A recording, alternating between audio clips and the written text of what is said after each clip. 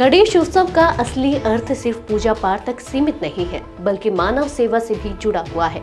और इसी संदेश को आगे बढ़ाते हुए इंदौर में इस बार गणेश स्थापना हुई कुष्ठ आश्रम में, जहां भक्ति के साथ सेवा का संगम देखने को मिला। इंदौर के डॉक्टर कॉलोनी स्थित कुष्ठ सेवा सदन में 7वें वर्ष गणेश स्थापना की गई। यह आयोजन अंतर्राष्ट्रीय आध्यात्मिक गुरु कृष्णा गुरुजी के सानिध्य में संपन्न हुआ। इस वर्ष की खास बात यह रही कि गणेश आरती को मानव सेवा से जोड़ते हुए आश्रम के कुष्ठ रोगियों के बीच ही गणपति बप्पा की स्थापना की गई। कार्यक्रम में विघ्नहर्ता 2025 का पहला सम्मान जसंता बाई को दिया गया, जो स्वयं कुष्ठ रोग से जूझ रही है, लेकिन फिर भी आश्रम में सभी की देखभाल करती है। कुष्ठ रोगियों की जरूरतों को ध्यान में रखते हुए आश्रम के लिए एक नया फ्रिज भी भेंट किया गया। पुराना फ्रिज खराब हो जाने से उनकी दवाइयां और सब्जियां सुरक्षित रखना मुश्किल हो रहा था। यह नया फ्रिज कृष्णा गुरुजी सोशल वेलफेयर सोसाइटी की ओर से प्रदान किया गया।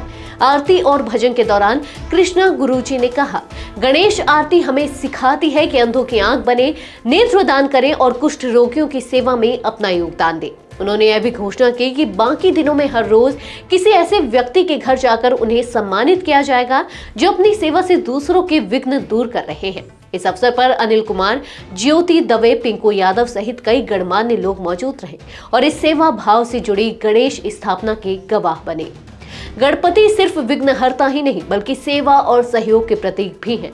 इंदौर का यह अनोखा आयोजन इस बात का उदाहरण है कि भक्ति तभी सार्थक होती है जब उसमें सेवा का भाव भी शामिल हो। ऐसी और खबरों के लिए जुड़े रहिए यूबी न्यूज के साथ।